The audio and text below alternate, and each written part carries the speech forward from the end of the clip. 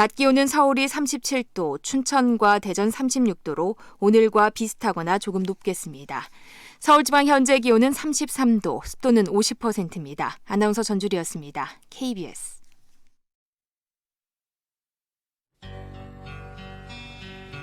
지구정성을 다하는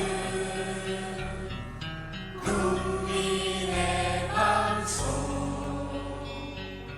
KBS 김용민 라이브. 이 프로그램은 여러분의 소중한 수신료로 만들어지고 있습니다. 김용민 라이브 오디오 파노라마. 나경원 자유한국당 원내대표가 지난해 12월 자신의 원내대표 당선 기사에 친일을 암시하는 비난 글을 단 네티즌들을 무더기로 고소한 것으로 뒤늦게 확인됐습니다. 일본 아베 총리에게 당선 보고를 드려야 한다, 일왕 사진에 참배를 해야 한다는 등 비난 글을 단 170개 아이디를 상대로. 이상은 SBS 보도. 나경원과 아베를 합친 나베라는 표현을 문제 삼았다는 보도도 있는데, 하지만 나베 발언은 여러 정치인의 입을 통해 거론된 바.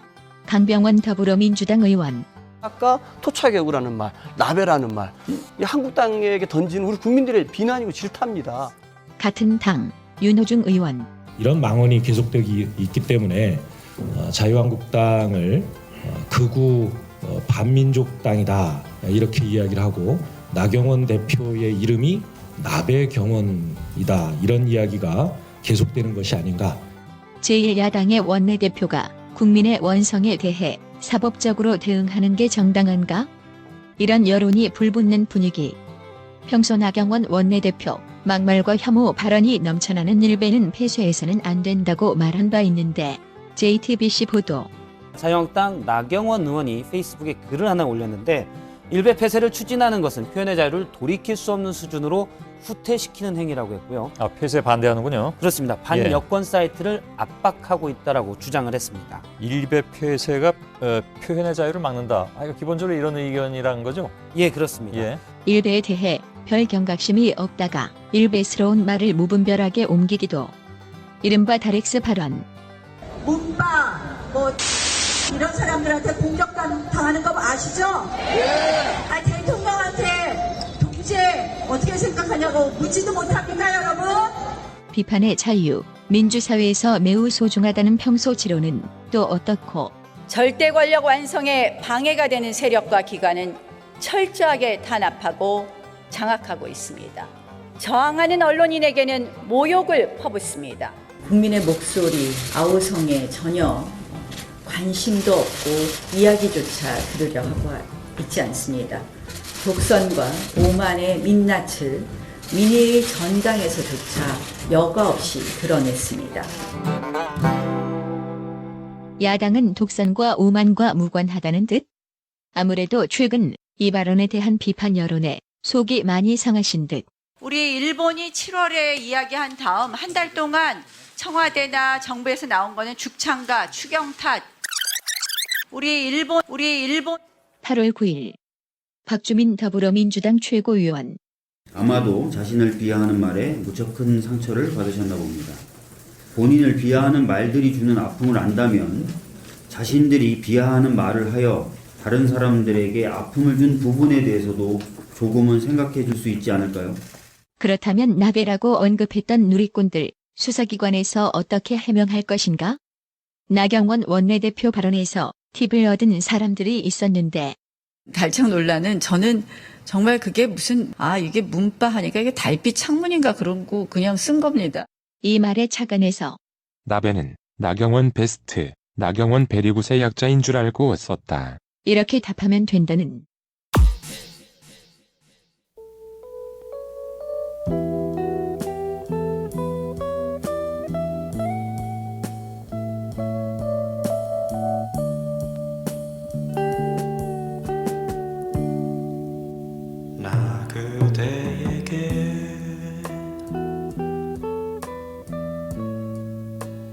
드릴 말 있네.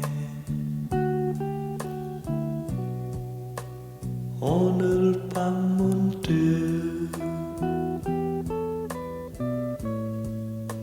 드릴 말 있네. 나 그대에게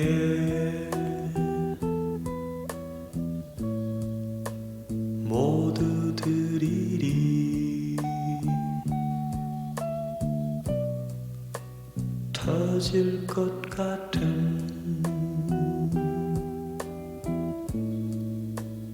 이 내 사랑을 그댈 위해서라면 나는 못할 게 없네. 별을 따다가 그대 두 손에 가득 드리리.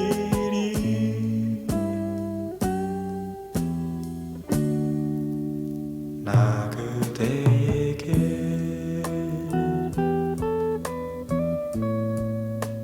드릴 게 있네.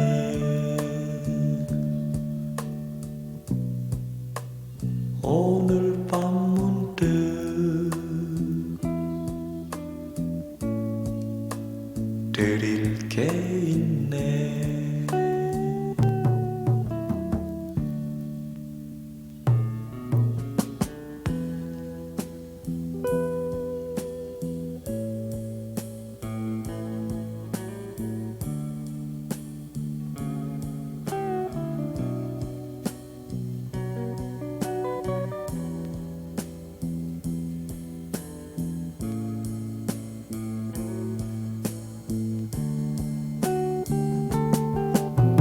그댈 위해서라면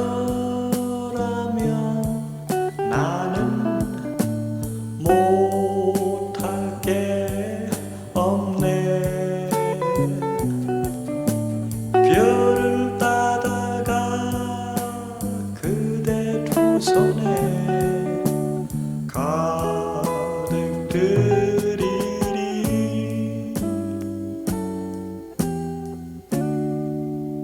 나 그대에게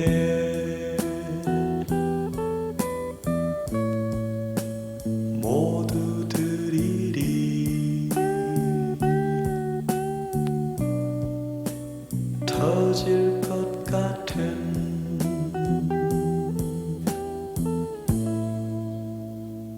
이 내 사랑을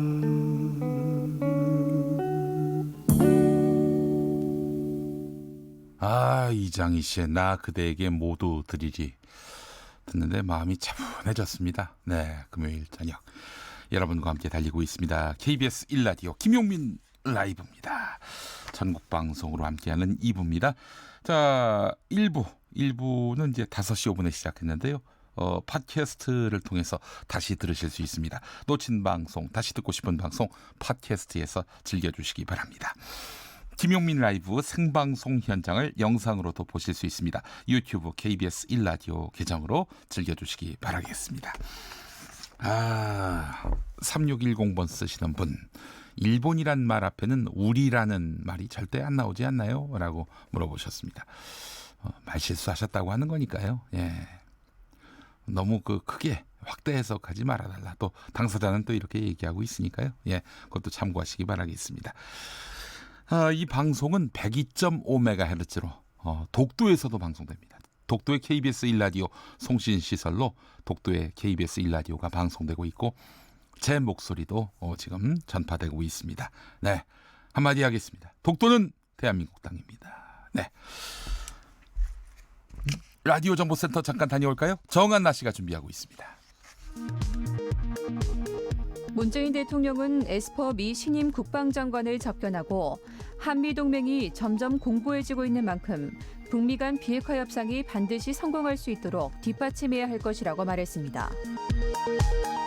국제신용평가사 피치가 한국의 국가신용 등급을 안정적 수준인 AA-로 유지한다고 밝히고 올해 성장률은 반도체 부진 심화에 따른 수출과 설비 투자 부진으로 2%로 둔화될 것으로 전망했습니다. 조국 법무부 장관 후보자가 공정한 법질서 확립과 검찰개혁, 법무부 혁신 등의 소명을 완수하겠다고 지명소감을 밝히며 이순신 장군의 한시 중 한 구절인 서해 맹산, 바다에서 약하니 물고기와 용이 감동하고 산에 맹세하니 초목이 아는구나를 인용해 자신의 의지를 나타냈습니다. 자유한국당 나경원 원내대표가 조국 전 청와대 민정수석을 법무부 장관에 내정하는 등 장관급 8명을 교체하는 개각안을 발표한 것과 관련해 야당을 무시하는 것을 넘어서 야당과 전쟁을 선포하는 개각이라며 강한 유감을 표시했습니다. 일본 외무성 고위 관계자는 오늘 오후 포린 프레스 센터에서 도쿄 주재 한국 특파원들을 대상으로 현안 브리핑을 가진 자리에서 지난 2일 태국 방콕에서 아세안 지역 안보 포럼을 계기로 열린 한미일 외교장관 회담 때 미국의 중재 관련 보도가 나왔지만 이는 사실과 다르다고 말했습니다. 지금까지 헤드라인 뉴스였습니다. 영화 김복동 예매권 드리는 이벤트 오늘이 마지막입니다. 평화운동 가면서 일본군 성노예 피해자로서 일생을 일본의 만행을 규탄하는데 또 여생을 보낸 김복동 할머니의 뜻을 영화와 함께 한 번쯤 다시 생각해보면 좋을 것 같습니다. 신청해 주시는 분들 중에 오늘도 5분을 추첨해서 예매권 2장 보내드립니다. 예매권은 8월 18일까지 전국 개봉관 어디서나 사용하실 수 있습니다. 관람을 원하는 분들 지금 바로 문자나 콩 메시지 앞에 영화 이렇게 2글자 써서 보내주시기 바라겠습니다. 문자는 샵9730, 짧은 문자 50원, 긴 문자 100원, 콩으로 보내시면 무료입니다. 김용민 라이브 뉴스의 가치를 이야기하고 진짜 뉴스를 찾는 뉴스 감정쇼, 뉴스 진품 가품. 쏟아지는 뉴스들 속에서 예리한 시선으로 가짜 뉴스들을 쏙쏙 골라주는 전문 팩트 특공대원, 사단법인 평화나무의 뉴스 진실성 검증센터장 권지연 기자, 어서 오십시오. 네, 안녕하세요. 네, 화요일에 늘 만나다가 이렇게 네. 금요일로 코너를 옮겨왔습니다. 한 주간 세상을 시끄럽게 했던 가짜 뉴스들을 그래도 금요일에 정리하는 것이 더 낫겠다 싶어서 그동안 더 많이 쌓여 있어서. 예, 알겠습니다. 지난주에 화요일에 했는데 오늘 또 금요일에 하니까 뉴스가 많이 축적됐겠네요. 네. 한국콜마란 회사가 실시간 검색어 1위에 올랐어요. 네, 그렇습니다. 한국콜마가 직원 7천여 명이 참석한 원래 조회에서 동영상 하나를 보여줬는데요. 이 동영상이 이제 극우성 발언으로 논란을 일으키고 있는 한 젊은 유튜버의 영상입니다. 이 유튜버는 일본의 한국 화이트리스트 배제와 관련해서 현 정부를 비판하면서 네. 아베가 문재인 면상을 지지 않는 것만도 그는 대단한 지도자다. 이렇게 칭송을 했습니다. 그리고 이제 베네수엘라 여성들이 단돈 $7에 몸을 팔고 있다. 우리나라도 그 꼴이 날 것 같다. 이런 식으로 이제 보도를 이제 내용을 방송을 했죠. 네. 이제 관련 사실이 알려지면서 한국콜마 홈페이지가 다운되는 일까지 벌어졌고요. 주가도 지금 하락세를 계속해서 보이고 있습니다. 네. 네. 아니 이런 영상을 왜 보여줬을까요? 네, 한국콜마 측은 해당 영상을 보여준 취지는 이게 대외 환경이 이렇게 경제 여건에 영향을 미치는 상황에서 일부 편향된 내용처럼 감정적으로 대응하거나 현혹돼서는 안 된다. 그리고 올바른 역사 인식을 가지고 현 상황을 바라보고 우리가 이제 기술력으로 극복해야 된다. 이런 취지에서 이런 취지였다고 해명을 했습니다. 그런데 이제 해명이 사실은 이제 좀 설득력이 없었던 모양입니다. 아니, 그래서 그거 안 보여주면 제일 좋은 거 아니에요? 네, 그래서 그런 유튜브가 있는데 이 정말 너무 심각한 거 아니냐, 이런 식으로 가짜 뉴스가 번지는 게 우리에게 이롭지 않다. 뭐 그럼 언급으로 넘어갈 수도 있는 걸 굳이 이렇게 보여줬다는 것이 납득이 안 되는 거예요. 그렇죠. 그리고 이제 만약에 정말 이게 문제라서 보여줬다면 이게 어떤 문제가 있는지를 그 자리에서 좀 설명을 해줬어야 되는데 네. 그런 설명들이 없이 이렇게 영상을 보여줬기 때문에 더 이제 여론이 들끓고 있는 거죠. 네. 그런데 문제는요, 사실 이제 일본을 상대로 하고 있는 이 불매 운동이 일본을 내 우호적인 기업에까지 좀 번질 수 있다, 이런 좀 얘기들이 나오고 있는데요. 네. 뭐 이거는 뭐 개인적인 생각이 좀 갈릴 수 있겠습니다만은 우리끼리 또 충질하는 것은 좀 자제해야 되는 게 아닌가 싶기도 하거든요. 네, 그런데 네. 언론들이 예. 조금 그런 점들을 부추긴 면도 좀 있어 보입니다. 네. 네. 어떻게? 네, 이제 언론 보도 행태를 좀 보면요, 비슷비슷한 내용인데 다 비슷한 내용이고 다 내용을 들춰보면 또 똑같은 내용인데 네. 이제 제목이 이제 자극적으로 뽑기에 바빴고요. 네. 우선 이제 사실은 이제 어떤 게 문제인지를 좀 짚어주면서 그렇죠. 네, 설명을 해줘야 되는데 일단 우선 회장이 해당 영상을 직원들에게 강제로 보게 한 거는 갑질에 해당할 겁니다. 그리고 이제 그 유튜브 영상을 시청하게 하면서 제대로 된 설명을 하지 않았던 것들, 그러니까 어떤 것들이 문제였고 그리고 그 유튜브 영상이 뭐가 잘못됐는지 이런 설명들을 좀 차분히 한 후에 좀 대응할 수 있도록 했으면 좋았겠다는 생각이 드는데요. 네. 좀 이렇게 좀 얕게 보도했고 예. 또 한국콜마 입장에서 부정적인 여론을 좀 성급하게 막아보겠다. 그런 의도가 보이는 보도들도 일부 좀 올라왔거든요. 네. 네, 한국경제TV가 오늘 오전에 논란의 한국콜마 불매운동 벌어진다면 K뷰티 모두 불똥 이런 제목의 기사를 올렸습니다. 아, 논란의 한국콜마 불매운동 벌어진다면 K뷰티 네. 모두 불똥. 네, 그러니까 그렇습니다. 이제 불똥이 튀면 안 된다 이런 뜻이 담겨 그렇죠. 있네요. 이게 예. 뭐 한국 화장품 업계 전체에 영향을 미칠 것이다. 근데 사실은 실컷 이제 부채질 해놓고 또 이런 기사를 또 올리니까요. 네. 그리고 또 몇몇 언론사들은 한국콜마 회장에게 쏟아지는 과도한 악플에 대한 감론을박이 전개되는 중이라면서 네. 이 같은 사이버 명예훼손은 게시글이 사실적시가 아니라고 해도 3년 이하의 징역 또는 3천만 원 이하의 벌금형에 처해질 수 있다. 이렇게 말한 사회문화평론가의 말을 인용해서 보도를 했습니다. 비판적 댓글 달기 쉽지 않겠네요. 이런 그 기사를 읽으면. 그렇죠. 그런데 이제 전체적으로 언론 보도가 얄팍한 데다가 이렇게 좀 뭔가 한국콜마를 그냥 굉장히 좀 편드는 식의 어떤 보도가 또 나오니까요. 네. 대중을 제대로 설득하지도 못하고 또 혼란만 야기시키는 점이 있었다. 좀 이렇게 보여집니다. 물론 이제 뭐 개인에 대한 과도한 악플들 이거는 바람직하지 않죠. 네, 그렇죠. 예. 네. 네, 그런 면이 있습니다만 좀 이렇게 들끓는 여론에 좀 너무너무 과도하게 부채질하는 언론도 좀 문제인 것 같고요. 네. 뭐 조금 더 심층적인 보도들이 제대로 나와줬으면 좋았지 않았을까 싶습니다. 또 언론들이 또 이 시점에 와가지고 갑자기 또 한국 콜마를 두둔하는 듯한 그런 기사를 쓴 것도 보면 이거 뭔가 작업이 들어갔나 이런 또 의구심도 갖게 네. 만들고요. 예, 그 진실 보도만 하면 되는 겁니다. 맞습니다. 예, 예. 네. 그리고 또 더 나아가서 그 한국 콜마 측에서 보여줬다는 그 동영상의 내용, 네. 이 CCBB 팩트 체크를 해준다면은 그게 언론으로서 그렇죠. 합리적이고 합당한 그런 네. 보도 태도가 아닌가 하는 생각도 들고요. 네, 맞습니다. 앞서서 7,000명이라고 하셨나요? 네. 700명이. 700명 죄송합니다. 예, 700명이라고 네, 700명입니다. 네, 정정을 하도록 하겠습니다. 네. 저희가 작은 오류에도 또 바로 정정을 하겠습니다. 자, 다음으로 팩트 체크해볼 뉴스는 뭐죠? 네, 최근에 일본어를 사용하는 한 트위터 사용자가 서울역 인근에서 일본인 남성이 한국인 남성 6명에게 문매를 맞았다라고 주장을 해서 논란이 됐었는데요. 사실 이게 또 사건 확인이 되지 않아서 또 이제 여론이 좀 들끓었죠. 네. 이 글이 한국과 일본 SNS 사용자들을 통해서 10,000번 가까이 공유가 됐다고 하거든요. 그런데 이제 뭐 이게 실제 사건이라면 경찰서에도 신고가 됐어야 되잖아요. 네네. 그런데 뭐 서울역 파출소나 서울경찰청, 뭐 주한 일본 대사관 어디에도 사건이 접수된 바가 없는 겁니다. 서울역 인근이면은 뭐 대한민국 수도 서울의 한복판인데 일본인 남성이 한국인 남성 6명에게 문매를 맞았다. 근데 이게 실체가 없는 이야기란 얘기입니까? 네, 그렇습니다. 그래서 가짜뉴스 의혹이 계속해서 불거졌죠. 네. 그랬더니 이 트위터 계정은 지금 비공개로 전환되어 있는 상태입니다. 네. 알겠습니다. 뉴스 찜품가품 다음 이야기로 넘어가 보겠습니다. 이번에 소개할 뉴스 뭡니까? 네, 요 며칠 미 국방부 산하인 국방대학에서 한미일 핵공유를 제한하는 보고서를 냈다. 이런 보도가 잇따랐거든요. 한국과 미국, 일본이 핵을 공유하자? 네, 그렇습니다. 이런 제안을 미국 국방부 산하대학에서 그 제안하는 내용의 보고서를 냈다. 네, 예. 그렇죠. 연합뉴스가 지난달 30일에 보도를 냈는데요. 네. 미국의 소리 보도를 인용해서 네. 미 국방대 유사시 미 전술핵 한일과 공유 방안 제안이라는 제목의 기사를 냈습니다. 네, 네, 그리고 네. 이제 또 뒤이어서 뭐 언론들이 여기에 홍하는 기소를 계속해서 쏟아냈고요. 네, 네, 네. 그런데 이게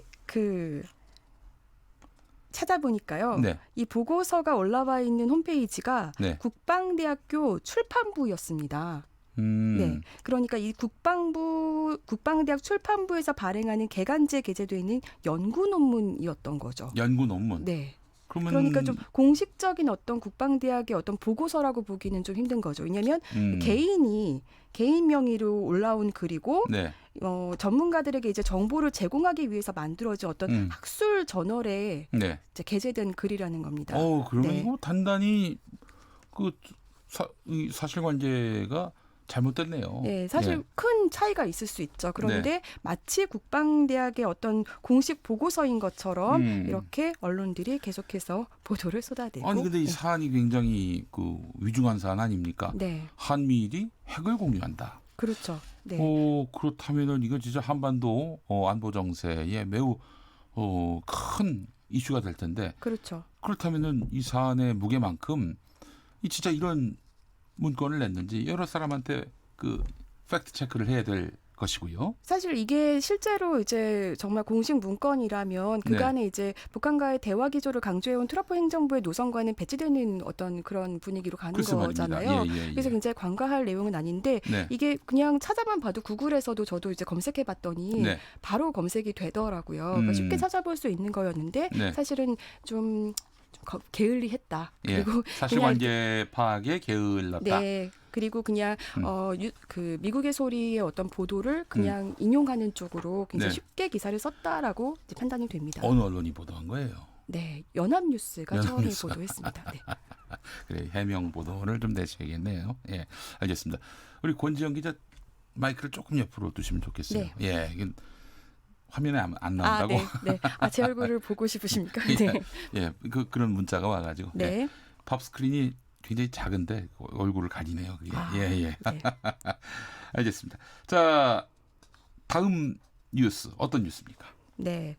한국경제가 지난 24일에 낸 보도인데요. 적자 한전, 탈원전 안 했다면 4,700억 원 흑자라는 어떤 그런 단독 보도를 냈습니다. 단독자 붙였어요? 네, 단독자를 붙였습니다. 그러니까 정부의 탈원전 정책이 시행되지 않았다면 한국전력이 지난해 1조 6천억 원의 그 비용을 절감했을 것이다. 뭐 이런 내용입니다. 그래서 4,700억 흑자를 냈을 것이다. 네, 그렇죠. 그런데 뒤이어서 또 조선일보도 역시 2년간 3조 7천억 적자 쌓이는 한전이란 제목의 또 보도를 냈고요. 네, 그리고 또 지난 4일에는 단독자료도 조선일보가 붙여서 신고리 원전 5, 6기 공사 멈추나 주 52시간 임금 보전 한계 다다랐다. 하도급 업체 공사 거부 예고 이렇게 또 보도를 냈습니다. 네, 뭐 이 두 신문이 이제 탈원전에 대해서 굉장히 비판적 기조인 것만은 분명히 보이는데 이게 사실입니까? 우선 한전 적자가 심각한 건 맞습니다. 그런데 2018년에 한전 적자가 심해진 이유는요. 국제유가 등 연료비 상승이 주된 원인이라고 이미 한전 측이 이번뿐만이 아니라 수차례 밝힌 바가 있습니다. 네, 지난해 또 전력 생산 원가 80% 이상을 차지하는 유연탄 등 국제 원자재 가격이 전년 대비 30%가량 가격이 올랐거든요. 그런 원인들이 있는 거죠. 그리고 이제 지난해 원전 전력 구입량이 줄었다. 뭐 이렇게들 보도했는데 원전이 노후화되면서 안전점검 때문에 멈추는 날들이 늘었거든요. 그런데 마치 탈원전 때문인 것처럼 이렇게 몰아간 거죠. 그냥 뭐 안전하건 안전하지 않건 계속 돌려야 된다는 얘기인 건지 예, 지금 탈원전에 대해서 비판적인 언론들. 한마디로 얘기해서 사실관계가 명쾌하지가 않네요. 그렇죠. 게다가 또 한전에 따르면요. 올해 1분기 원전 이용률은 75.8%예요. 그러니까 전년 동기간과 비교했을 때는 20.9%포인트 오히려 증가했거든요. 아, 그래요? 네. 탈원전이 아니네요. 네. 그러니까 탈원전이라는 거는 사실 무근인 거죠. 알겠습니다. 자, 오늘도 함께해 주신 평화나무의 권지연 센터장 수고 많이 하셨습니다. 네, 감사합니다. 네, 교통정보센터 다녀오겠습니다. 6시 28분 지나고 있는데요. 김민희 씨. 네, 교통량이 많은 금요일 퇴근길인 만큼 이미 정체 심한 곳들이 많습니다. 여기에 사고까지 잇따르고 있는데요. 중부 내륙고속도로 양평 쪽으로 중원터널 부근에서는 사고가 났습니다. 1차로를 막고 처리 작업을 하고 있어서 뒤로 북충주 나들목부터 11km 구간에서 정체 무척 심합니다. 반대 창원 쪽으로 북여주 부근 2차로에서도 사고 처리 작업을 하고 있습니다. 광주 원주고속도로 광주 쪽으로는 먼저 흥천이포 부근에서 정체 시작됐습니다. 더 가서 산북터널 안에서는 사고가 났는데요. 1차로를 막고 처리 작업을 하고 있기 때문에 차로 변경에 유의해서 지나셔야겠습니다. 서울 외곽고속도로 구리에서 판교 쪽으로 성남 부근에서도 5차로를 막고 사고 처리 작업을 하고 있습니다. 그 밖에 서울시내 올림픽대로 공항 쪽으로 행주대교 부근 4차로에서도 사고가 났습니다. 강변북로 구리 쪽으로 반포대교에서 한남대교 사이에서는 고장난 차를 처리하고 있습니다. KBS 교통정보센터였습니다.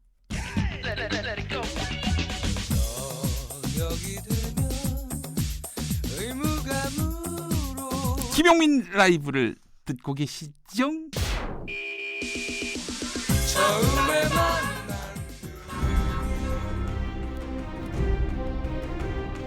오늘 국회의 모습이 내일 총선의 결과로 나타난다.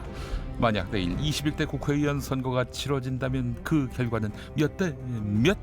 21대 총선을 예측해본다. 2020 의석 전쟁. 이 분야 최고 전문가입니다. 최고의 예언가. 최스트라다무스, 최모스, 최영일 평론가 나오셨습니다. 안녕하세요. 반갑습니다. 네. 예. 자, 이 코너 유튜브 영상 조회수가 독보적으로 높은 코너입니다. 예. 오, 놀랐습니다. 실제로 그렇게 결과가 나오든 안 나오든 내년 총선 의석이 얼마인지 네. 궁금해하는 분들이 많습니다. 그렇죠. 그러니까 책임감을 다해야 됩니다, 우리가. 그럼요. 예. 정말 열심히 심혈을 기울여서 하고 있어요. 네, 알겠습니다. 유튜브 조회수는 제 얼굴 때문인 것 같아요. 네. 그래요. 신기하게 생겼어. 그렇죠. 농담입니다. 자, 의석 전쟁. 지금 현재 각 정당 의석 수부터 체크해 보겠습니다. 네, 더불어민주당 똑같습니다. 128석, 자유한국당 110석, 바른미래당 네. 28석, 네. 민주평화당 14석인데 이번 주까지일까요? 자, 정의당 6석, 우리공화당 2석, 민중당 1석, 무소속 8석, 예. 297석입니다. 예. 근데 민주평화당 말씀하신 대로 다음 주에는 어떻게 될지 몰라요. 10일에 탈당 예고가 돼 있어요. 근데 말이죠. 네. 그들은 나간다고 변수가 있을까요? 제3지대건 제4지대건 뭐 나간다고 무슨 희망이 있나요? 그러니까 전문가로서 이게 찻잔 속에 태풍이 될 가능성이 높아 보이는 것이 세 가지가 필요해요. 네. 그러니까 탈당이든 분당이든 신당 창당이든 뭐 제3지대에서 모이는 것이든 1. 명분입니다. 정치적인 명분. 그렇지. 뭐 국민들이 막 요구해서. 국민들에게 어필이 될 수 있는 비전이나 컨텐츠나 메시지가 있어야 되는데 노선 차이 대립이에요. 내부에서. 사실은 공천권이 이제 더 중요하고요. 그리고 이제 생존 가능성의 문제죠. 그분들은 직업인으로서의 정치 문제가 아니라 국민들에게 줄 비전이 아직은 약하다. 그리고 두 번째는 뭐냐면 이게 이 10대 4로 나뉘어요. 파괴력이 이게 의석수가 14석이라고 말씀드렸는데 다음 주에 탈당이 시작되면 나가는 비당권파가 10석, 남는 정동영 대표를 비롯해서 4석. 이게 정당으로서의 기능이 가능하겠는가 하는 문제가 있습니다. 네. 지금 뭐 저기 2석 갖고도 잘하는 우리공화당. 그렇게 훌륭한 당이 또 있군요. 네, 그래요. 뭐 민중당 1석. 뭐 존재감의 문제와는 다르게 이 정당은 의정 활동을 해야 되지 않겠습니까? 그래서 그게 좀 문제가 있고 세 번째는 이 지역 정당의 한계를 벗어나기 어렵다. 왜냐하면 지금 호남 정당이라는 이 문제를 범연 확장을 해야 되는데 오히려 더 쪼개져서 분열되는 상황이기 때문에 임팩트, 분당 효과, 신당 창당 효과가 아직은 미지수다 이렇게 분석할 수 있겠습니다. 네, 알겠습니다. 그래요. 참 뭔가 좀 변수가 있으려면은 그 탈당, 뭐 분당, 그 창당 이게 아니라 결국 인물 아닙니까? 인물. 그러니까 대권 주자급 인물이 없다. 이게 중요한 문제죠. 나간다들 뭐 그 인물이 합류할 것도 아니고. 혹시 뭐 이제 김용민 씨를 영입한다든가 뭐 파격적인 뭐가 나와야 되지 않겠습니까? 네. 러브콜이 오면 어떻게 하시겠습니까? 김용민은 KBS 당에 입당을 했습니다. 그래요. 이미 당적이 있군요. 탈당할 수가 없어요. 자유한국당 나경원 원내대표가 바른미래당 유승민 의원에게 러브콜을 바로 이 러브콜을 보냈죠. 근데 말이죠. 궁금한 게 이러면 유승민 의원이 어떻게 들어갑니까? 자유한국당에. 그렇지 않아요? 그러니까 이게 이상한 순데요. 들어오지 말라는 거 아닙니까? 원래 얘기를 하려고 한 게 아니라 제가 이제 이면 스토리를 직접 나경원 원내대표를 인터뷰한 기자분하고 이야기를 나눴는데 그 속내를 이제 묻다가 사석처럼 털어놨는데 이 기사화 돼버린 거예요. 기사화 되길 바라지 않는 마음에서 한 얘기였습니까? 그럼? 그러니까 이제 기사화가 될 수도 있다는 것은 충분히 인지하고 있는 상황인데 네. 문제는 그 다음이에요. 예. 그러니까 수많은 기자들이 물어보잖아요. 사실이냐? 예. 근데 속내를 그냥 공개해 버렸어요. 사실이다. 그래야 한다고 본다. 아, 그러면 예, 뭐 기정사실을 한 거죠. 언론에 이제 나갈 것을 다 염두에 두고 한 말이네요. 그런데 두 가지 측면이 있어요. 아까 예. 말씀하신 대로 유승민 의원 입장에서는 이런 상황에서 어떻게 들어오느냐가 하나 있고 네. 본인은 연락 한 번 나눈 적이 없다. 그런 얘기를 들은 바도 없는데 네. 이렇게 공개해버리면 어떻게 하느냐인데 사실 유승민 의원의 주가는 올라가 버렸다. 몸값을 올려준 셈이 그러네요. 돼버렸어요. 예, 예. 이 얘기를 누가 했냐면 김진태 의원이 화가 난 거죠. 아. 김진태 의원이 뭐예요 이거 유승민 의원 몸값만 올려준 거 아닙니까? 이렇게 얘기를 했거든요. 그러니까 지금 두 가지 효과가 있어요. 하나는 들어오려던 사람도 들어오기 참 민망하게 만들어 버렸고 네. 그다음에 주가는 올려놨어요. 근데 이거를 가장 아주 신나서 받은 분은 손학규 대표예요. 이거 봐라. 내 예견대로 되지 않았느냐. 네. 내가 그런다 그랬잖아. 예. 근데 나경원 대표가 원내대표가 속내를 터뜨려 버렸어. 그럼 유승민 다 팔아 이렇게 돼버린 거죠. 예. 오히려 지금 궁지에 몰려있던 손학규 대표는 네. 이 나경원 대표가 던진 카드를 날름 받아서 굉장히 유리한 입지를 확보했다. 바른미래당 내의 싸움이 아주 복잡성이 높아졌습니다. 또 이런 얘기하는 분도 있더라고요. 일단 나경원 원내대표가 그렇게 발언함으로써 지금 당이 갈수록 친박으로 기울고 있는데 네. 유승민 의원이 자유한국당에 합류한다면은 당이 굉장히 중도성이 강화된단 말이에요. 그래서 좀 궁지에 몰린 듯 이건 예. 뭐야 지도부의 요직은 다 친박계가 가져가네. 네. 우리 공천에서 살아남을까 걱정하던 비박계 예를 들면 장제원 의원 등 네. 이런 의원들이 만세했어요. 네. 나경원 원내대표가 오랜만에 좋은 제안을 했네요. 이런 얘기를 했고 친박계는 발끈을 한 상황이에요. 예. 그러니까 어찌 보면은 황교안 대표는 여기에 대해서 예. 뭐 옳다 그르다라는 또 말씀을 하지 않으셨어요. 늘 원론적인 입장을 견지하고 있지 않습니까? 그렇게 되면 좋겠지. 그렇게 되기를 바란다라는 네. 이제 분위기만 풍기는데 사실은 지금 이 뭔가 보수는 통합하지 않으면 내년 총선이 비전이 없다는 건 네. 누구나 다 알아요. 네. 길에서 만난 시민들이 다 그 얘기를 해요. 보수 통합 어떻게 됩니까? 네. 그런데 문제는 이게 이 갈등의 골이 서로 이제 이전 투구 때문에 안 되는 거 아니겠습니까? 그러니까 원론을 제기한 건 뭐 나경원 원내대표도 그래야 한다라는 소신이 있겠죠. 예. 하지만 실현 가능성은 아직 매우 낮다. 직접 이야기를 해야 되는데 네. 이렇게 던져서 될 문제는 아니다. 그렇게 봅니다. 알겠습니다. 나경원 원내대표는 나름대로 그 어떤 전국에서 이슈 주도권을 쥐었고 네. 또 손학규 대표는 그 예지력이 또 네. 만인에게 촉이 지금 작동하고 있습니다. 입증이 됐고 유승민 네. 의원도 몸값이 많이 올랐어요. 네. 그 모두가 다 윈윈했네요. 윈윈윈 했죠? 네. 그런데 통합이 안 되면 네. 아무 의미가 없다. 그러니까 지금 이제 이 상황에서 우리가 예견할 수 있는 것은 예. 이게 뭐 제가 최무쓰니까 예. 우선 민주평화당 타이틀로 내년 총선에 정당이 존재할지 미지수다. 네. 가능성이 희박해졌어요. 아니 고 정두원 네. 의원이 제가 예전에 진행했던 라디오 프로에서 그런 말씀하셨어요. 더불어민주당 빼고 다음 총선에서 이 당명으로 선거 치르는 당 없다. 정의당 외에는. 그렇죠. 정의당 외에는 이렇게 네네네. 얘기를 하셨죠. 예. 그게 정말 정확한 의견이었고요. 네. 저도 그래서 이 코너 말미에 네. 지금 여당인 더불어민주당과 제1야당인 자유한국당 외에는 지금 의석 예언을 못 하잖아요. 네. 왜냐하면 이렇게 이 촉이 오질 않아요. 그분이 안 내려. 예. 왜냐하면 있을지 없을지 모르겠거든요. 정의당은 있겠죠. 예, 알겠습니다.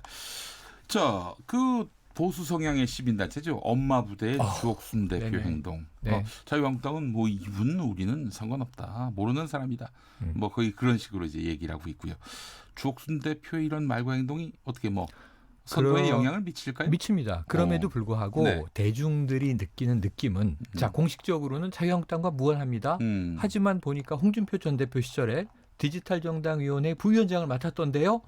임명장을 준 적이 없습니다. 이게 네. 공식적인 당의 입장이에요. 네. 하지만 이 부위원장이라고 보도가 됐던 건 또 사실이에요. 네. 그래서 이제 당과 관계가 없다라는 것은 대중의 인식을 바꿔줘야 할 것 같고요. 정말 관계가 없다면 네.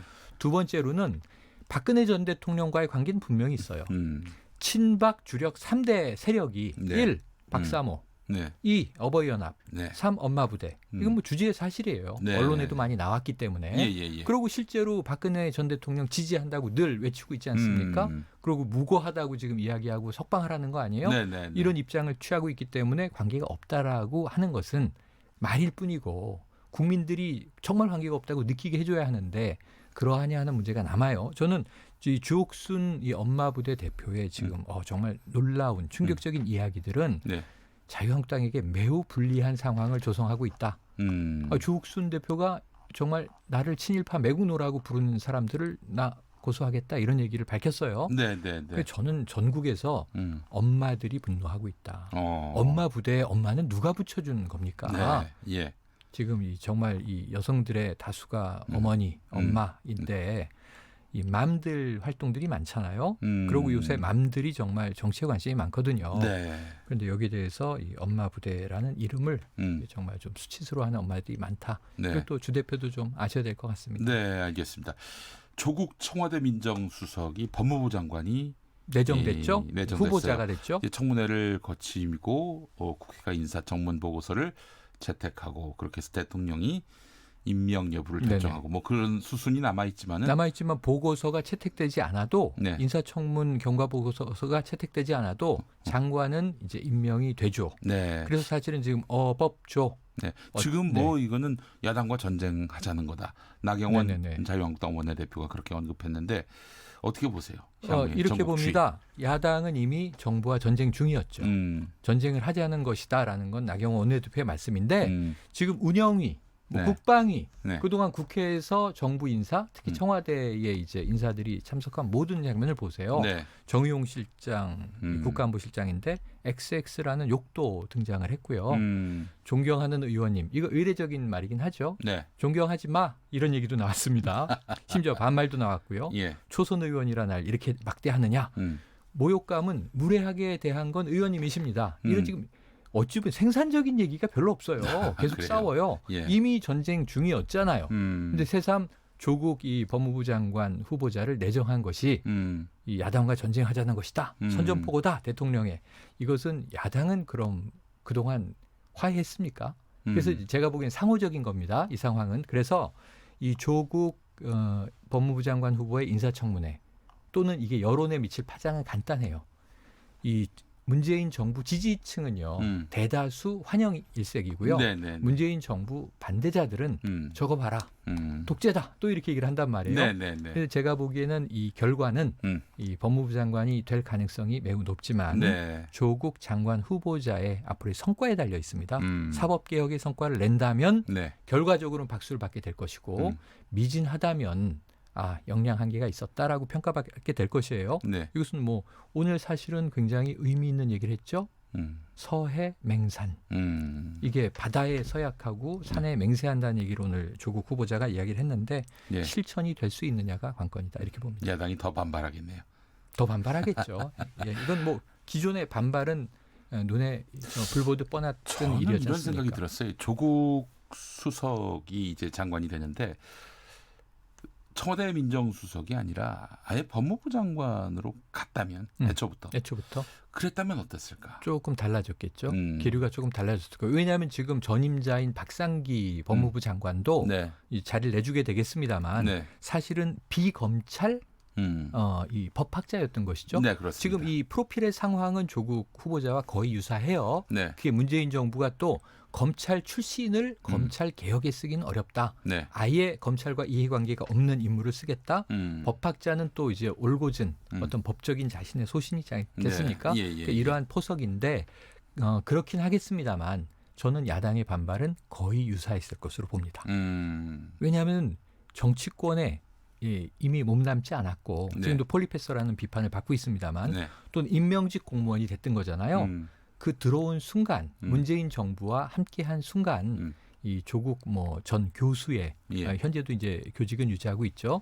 조국 교수의 운명은 같은 양상이었다. 약간의 경로 차이로 크게 이 결과가 달라졌을 것 같지는 않습니다. 네, 알겠습니다.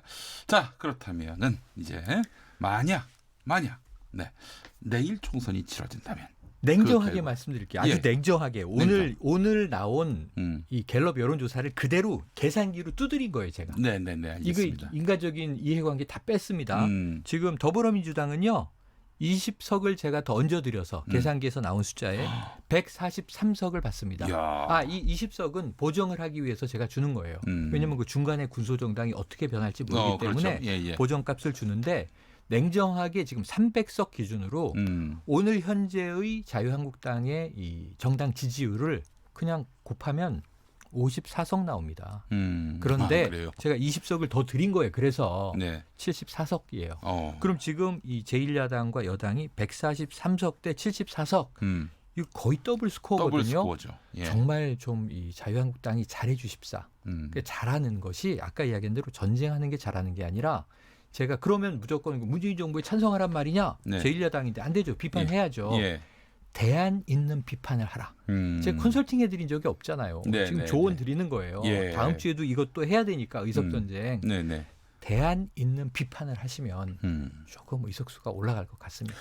근데 위기의식이 자유한국당에게 잘 느껴지잖아요. 지금 자유한국당 분들 만나면 제가 위기의식을 느껴요. 뭐냐면 문재인 정부가 너무 못하고 있기 때문에 내년 총선은 우리가 가만히 있으면 감과 떡이 떨어질 거라고 생각하는 분들이 적지가 않으세요. 아, 그래요? 깜짝깜짝 놀랍니다. 그래요.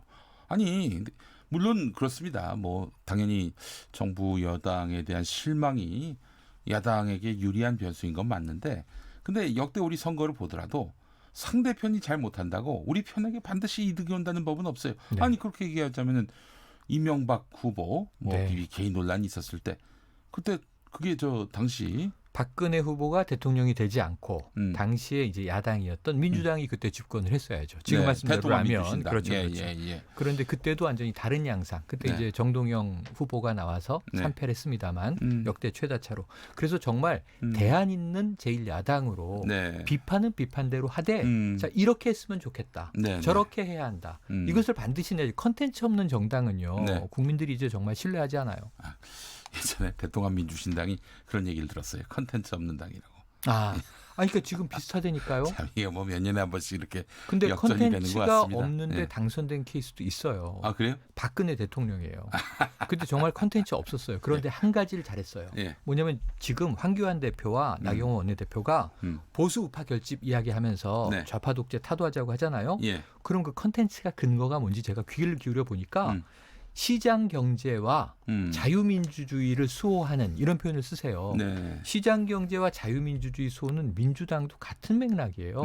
민주당이 시장 경제 부정합니까? 네. 자유민주주의 하지 말자고 하는 거 아니잖아요. 예. 그래서 너무나 뻔한 당연한 원론적인 얘기를 컨텐츠나 노선이라고 제시하면 국민들은 저게 무슨 컨텐츠야, 저게 네. 무슨 노선이야 이렇게 비아냥거리신다고요. 박근혜 후보가 대선 때 뭐 경제 민주화라든지 이렇게 외연을 넓히는 행보를 보였어요. 물론 국가 말뿐이었지만 사회주의적인 복지를 실현했는데 예. 맞춤형 생애주기 복지를 했는데 이게 네. 누가 냈던 공약인지 아십니까? 누가 냈습니까? 민주노동당이 냈던 공약을 차용했습니다. 그러니까 놀라운 파격적인 공약을 선보였죠. 그래서 이 공약도 컨텐츠라면 컨텐츠가 있었는데 박근혜 후보만의 컨텐츠는 사실은 보이지 않았다. 네. 오히려 제가 깜짝 놀란 건 저것은 보수 우파 정당이 낼 수 있는 공약이 아닌데 네. 저건 굉장히 그 생애주기 맞춤형 복지 체제라고 하는 것은 그야말로 민주노동당 그 이후에 통합진보당 지금은 그 계보를 잇는 정의당이 네. 지속적으로 사회민주적 정당이 냈던 공약들이에요. 네. 놀라운 점이 있었죠. 그래요. 그 외연을 넓히고 또 중도층까지 끌어안는 네. 이런 길이 잘 보이지 않아서 자유한국당의 그 앞날에 대해서 좀 잿빛으로 보는 분들이 있다는데 다음 이것도 주에 역시 세 자릿수에 진입하시기를 정말 간절히 바람하지 않습니다. 네, 알겠습니다. 최영일 시사평론가와 함께했습니다. 수고하셨습니다. 고맙습니다.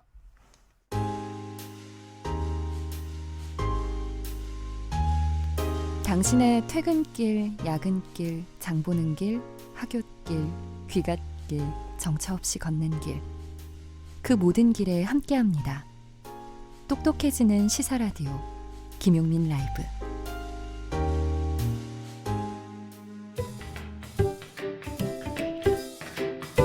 주간 인물평 말하기 전에 생각했나요? 온라인 미디어 직설의 정주식 편집장 어서 오십시오. 안녕하세요. 네, 한 주의 마무리를 깔끔하게 하는 시간입니다. 말하기 전에 생각했나요? 네, 허튼 소리를 한 오늘의 주인공들 누구를 먼저 만나볼까요? 예, 첫 번째 소식은 좀 민망하게도 팬티와 관련된 이야기예요. 이런. 네. 법정에서 이런 공방이 벌어졌다고 합니다. 네. 이 팬티는 분명 당신 팬티가 확실하다. 한쪽에서는 이 팬티는 내 팬티가 절대 아니다. 이런 공방이 벌어졌다고 하는데요. 마치 그 신령님이 펑 하고 나타나서 이 팬티가 이 팬티냐? 맞습니다. 예, 그런 팬티 일이 아닌데요? 예, 이렇게 나오는. 예, 그런 일이 놀랍게도 법정에서 벌어졌다고 하는데요. 누굽니까? 별장 성접대의 주인공이라는 혐의를 받고 있는 김학의 전 차관 이야기입니다. 예. 김학의 씨는 현재 윤중천 씨로부터 그 뇌물과 성접대 등을 받았다는 혐의로 구속 기소된 상태잖아요. 근데 지난달 김학의 씨의 첫 공판 준비 기일이 열렸는데요. 그러니까 이날 검찰이 팬티 사진을 증거로 제시를 했습니다. 근데 이게 무슨 말이냐면 지난 4월에 김학의 씨의 집을 압수수색하면서 예. 그때 그 집에 있는 김학의 씨의 팬티들을 검찰이 이제 그 사진을 찍었다고 합니다. 네네네. 근데 그 중에 한 팬티가 예. 그 접대 동영상 속에 등장하는 김학의 씨로 추정되는 남성이 입고 있는 팬티와 동일하다고 판단을 한 거죠. 그래서 그 팬티가 김학의 씨 집에서 발견됐기 때문에 그 영상 속 남자가 김학의 씨가 확실하다라고 검찰이 주장을 하고 있는 거죠. 아니 근데 뭐 사실은 팬티가 동일 브랜드일 수도 있고, 다른 사람의 옷으로서 동일 그렇죠. 브랜드일 수도 있고, 그거 어떻게 검찰이 이걸 특정할 수 있었습니까? 그렇죠. 저는 그래도 그 검찰의 좀 심정이 이해가 되는 게 뭐냐면 네네네. 지금 온 세상이 다 지금 김학의 씨 본인을 제외하고 경찰, 검찰 그 영상을 그 검증한 그 전문가들도 모두 그 얼굴을 보고 김학의 씨가 확실하다라고 주장을 하고 있는데 이거 어떻게 본인이 아니라고 하니 저는 그 팬티를 증거로 채택을 해서 입증하고자 하는 그 검찰의 전 노력이 굉장히 좀 인정이 됩니다. 그래요. 법원이 이걸 인정해 줄 수 있을지 이것도 한번 지켜봐야 되겠네요. 네. 예. 그래서 김학의 씨 측 변호인은 방금 김용민 씨가 말씀하신 것과 같이 똑같은 사각 팬티일 뿐이고 그걸 통해서 어떤 명백한 증거라고 주장할 수 있는 어떤 그 근거가 부족하다라고 주장을 하면서 이거는 증거로 채택해서는 안 된다며 지금 그 맞서고 있는 상태입니다. 예, 알겠습니다. 네. 자, 주간인물평 직설의 정주식 편집장과 함께하고 있는데요. 다음 인물 누굽니까? 이번에 또 좀 참담한 이야기가 될 것 같습니다. 네. 지난 2015년 한 남성이 중학생 친딸을 성추행한 혐의로 지난 6월에 재판에 넘겨졌는데요. 1심 선고를 앞두고 이 남자의 변호인이 피해자의 어머니에게 합의를 요구하면서 이런 말을 했다고 합니다. 저는 우리 딸하고 목욕을 같이 하거든요. 그러니까 성이라는 건 정말 자연스러운 겁니다. 라고 말을 했다고 합니다. 여기서 효과음 한번 말하기 전에 생각했나요? 정말 이해가 안 가는 상황입니다. 아니 이런 말은 이것도 뭐 주먹이나 혹은 뭐 여러 물리적 그 행위가 있는 것은 아닙니다만 이것도 폭력 아닌가요? 그렇죠. 이게 성추행 피해자에게 성이라는 건 자연스러운 거다라고 말을 했다는 게 참 놀라운 일인데요. 그 말을 들은 피해자 어머니가 변호인에게 그게 어떻게 자연스럽냐라면서 화를 내자 그 변호인이 너무 그렇게 생각하면 본인이 힘들다라고 하면서 사과조차 하지 않았다고 합니다. 그래요. 그러니까 정리해 보자면 그 아버지는 딸을 성추행했고 그 아버지의 변호인은 어머니와 피해자에게 2차 가해를 준 셈이죠. 그러니까 피해자 입장에서 생각해 보면 이거 정말 참담한 일인 것 같아요. 예. 아니 다른 사람도 아니고 변호인이 말이죠. 변호사가 그렇죠. 성인지 감수성 이 정도밖에 안 되는 것인지 아니 성인지 감수성까지 필요합니까? 이게 그렇죠. 정말 상식 밖의 발언인 건데요. 맞습니다. 그래서 피해자 측은 2차 가해를 하는 상대편 변호사를 용서할 수 없다면서 대한변호사협회에 징계 처분을 요구하는 진정서를 제출할 예정이라고 합니다. 아, 그래요. 알겠습니다. 자, 주간 인물평 오늘의 마지막 인물 만나보죠. 누굽니까? 다음 이야기의 주인공은 외국인입니다. 외국인. 변호사 외국인. 막말의 주인공들이 정말 다양하네요. 그렇습니다. 지난 5일 한국과 러시아의 도쿄올림픽 여자 배구 세계 예선 2조 3차전이 열렸었는데요. 아쉽게도 한국팀이 3대2로 역전패하면서 올림픽 직행 티켓을 러시아에 넘겨주게 됐습니다. 그런데 경기 직후 러시아 팀의 세르비오 부사토라는 코치가 눈을 손으로 양옆으로 쭉 찢는 세리머니를 하면서 굉장히 국민들의 공분을 샀습니다. 아, 지금 이거는 한국인을 어떻게 비하하는 겁니까? 그런 혐의를 받고 있는 거죠. 그러니까 이 사실을 파악한 대한배구협회가 그러니까 러시아 배구협회에 공문을 보내서 항의를 했고요. 국제배구연맹에 이 코치에 대한 징계 등의 적절한 조치를 요구했는데요. 이 스포츠 정신에 이거는 도저히 용서받을 수 없는 행위입니다. 맞습니다. 그 일이 커지니까 이 코치가 러시아의 한 매체와 인터뷰를 통해서 입장을 밝혔어요. 내 행동이 인종차별적인 행위로 받아들여진 것에 대해서 놀랐다. 2016년 리우데자네이루 올림픽 출전권을 따냈을 때 내가 삼바 춤을 췄던 것과 같은 맥락의 행동이었을 뿐이다 라고 전했습니다. 그러면서 내 행동이 그 러시아가 도쿄올림픽에 나가게 된 것을 축하하기 위한 행동이었을 뿐 한국인을 모욕할 의도는 없었다라고 말을 했습니다. 이게 말입니까? 발입니까? 아니 도쿄에 가는데 왜 눈을 찢습니까? 그러니까 이런 건가요? 그러니까 너네 말고 너네 비하한 게 아니라 일본인 비하한 거다. 뭐 이런 말을 하고 싶었던 어쨌든 건지. 뭐 그거나 이거나 그거는 명백한 스포츠 정신 위반이죠. 그리고 그렇죠. 이거는 폭력이죠. 이거는 도쿄올림픽 주최 측에서 오히려 강력하게 항의해야 될 문제가 아닌가라고 생각이 드는데요. 네네. 부사토 코치는 그럼에도 불구하고 내 행동이 불쾌하게 여겨졌다면 사과하겠다.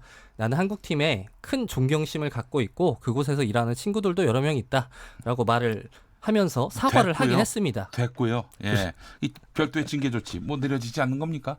러시아 대표팀은 부사토 코치에 대해서 징계 논의는 하지 않을 것이다라고 밝혔는데요. 네. 이게 러시아 대표팀이 징계를 하기 싫다고 해도 징계를 받을 수가 있습니다. 왜냐하면 이 눈찢기 동작은 아시아인의 그 신체적인 특징을 비하하는 대표적인 인종차별 행위로 그 IOC 그러니까 국제올림픽위원회 등에서 엄격하게 금지하고 있는 행동 중 하나거든요. 전에도 이런 비슷한 일이 한 번 있었어요. 그렇습니다. 예. 그 세르비아 여자 대표팀이 2016년에 비슷한 세리머니를 해서 이제 공분을 샀던 일도 있었고요. 네네네. 이게 국제 대회에 참가한 대표팀 코치가 그걸 몰랐다고 하는 것도 사실 좀 이상한 일이고 이게 몰랐다고 해도 사실 문제입니다. 그러니까 이런 식으로 그 혐오 발언인 줄 모르고 말실수를 하는 사람들이 종종 있어요. 네네네. 그 예를 들어 어저께 자유한국당의 황교안 대표도 비슷한 말실수를 해서 문제가 됐었죠. 예. 그 일본의 수출 규제는 국무회의 생중계까지 하더니 북한의 미사일 도발에는 대통령이 벙어리가 돼버렸다. 아이고 이런. 라면서 장애인 비하 발언을 해서 문제가 됐잖아요. 네. 그러니까 이렇게 나도 모르게 무심코 쓰게 되는 혐오 발언을 이게 조심해야 됩니다. 말 한마디로 그 사람의 인격이 크게 의심을 받게 되거든요. 이런 지적을 받으면 사람들이 대체로 이렇게 항변을 합니다. 네. 나는 그런 의도가 없었어. 네. 억울해라고 말을 하는데 그러니까 예를 들어서 러시아 코치가 눈을 찍고 나서 나는 동양인 비하 의도가 없었다라고 예. 말을 해도 우리 화가 나잖아요. 그렇습니다. 앞으로 이런 그 인종차별적 또 혐오 발언 자제해야 되겠습니다. 정주식 편집장 수고하셨고요. 저는 내일 5시 5분에 오겠습니다. 감사합니다. 당신이 대한민국입니다.